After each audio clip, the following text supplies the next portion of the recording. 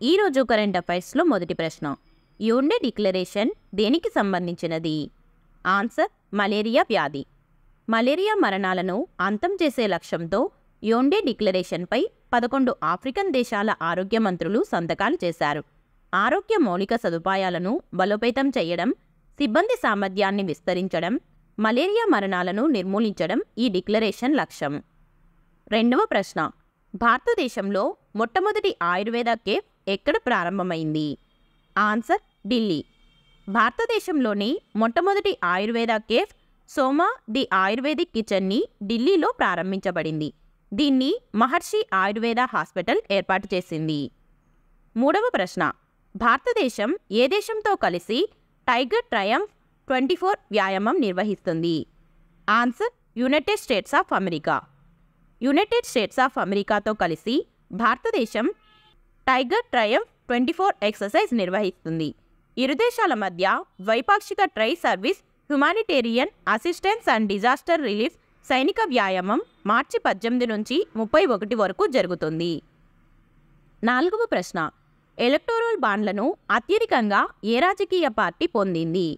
Answer Bharatiya Janata party. ఎన్నికల సంఘం వెబ్సైట్లోని electoral బాండ్ల డేటా ప్రకారం ఎలక్టోరల్ బాండ్ల ద్వారా అత్యధిక మొత్తంలో పొందిన పార్టీగా బీజేపీ మొదటి స్థానంలో ఉంది. బీజేపీ వీటి ద్వారా గరిష్టంగా 6,060.5 కోట్లు విరాళాలు అందుకుంది.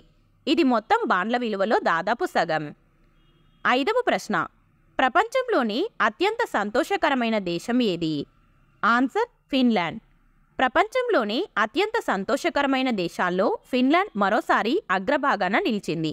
7 దఫాలుగా ఫిన్లాండ్ అదే స్థానంలో కొనసాగుతుండడం విశేషం. ఈ సంతోష సూచీలో భారత్ 126వ స్థానంలో నిలిచింది. ఆరవ ప్రశ్న. 2024 సంగీత కళానిధి అవార్డుకు ఎవరు ఎంపికయ్యారు? ఆన్సర్ తోడూరు మడబుసి కృష్ణ. ప్రముఖ కర్ణాటక సంగీత విద్వాంసుడు, మెగ్సెసే అవార్డు గ్రహీత, రచయిత తోడూరు మడబుసి కృష్ణకు మద్రాస్ మ్యూజిక్ అకాడమీ ప్రతిష్టాత్మక సంగీత కళానిధి అవార్డును ప్రదానం చేయనుంది.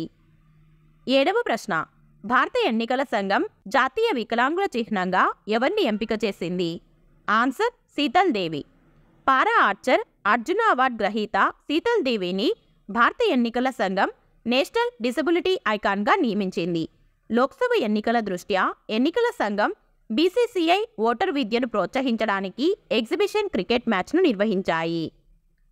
ఎనిమిదవ ప్రశ్న. ప్రధాని నరేంద్ర మోదీ దేశంలో మొట్టమొదటి ఆయిల్ పామ్ ప్రాసెసింగ్ మిల్లును ఏ రాష్ట్రంలో ప్రారంభించారు? Answer Arunachal Pradesh.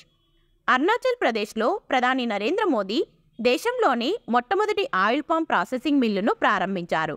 National mission for edible oils oil palm కింద దీన్ని స్థాపించారు. తొమ్మిదవ ప్రశ్న.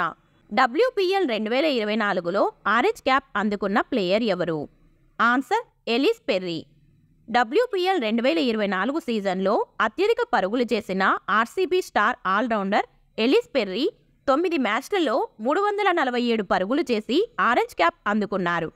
ఇక ఈ సీజన్లో అత్యధిక వికెట్లు తీసిన RCB spinner Shreyanka Patil purple cap హోల్డర్గా నిలిచారు. ఇక ఆఖరు ప్రశ్న. దీనికి సమాధానం మీరే తప్పకుండా కామెంట్ చేయండి. అంతర్జాతీయ అటవీ దినోత్సవం ఎప్పుడు? ఆప్షన్ ఏ మార్చి 21, ఆప్షన్ బి మార్చి 22, ఆప్షన్ సి మార్చి 24, ఆప్షన్ డి మార్చి 25. వీడియో నచ్చితే లైక్ చేయండి. అలాగే ఇలాంటి మరిన్ని వీడియోస్ కోసం మన ఛానల్ని తప్పకుండా సబ్స్క్రైబ్ చేసుకోండి. Thank you.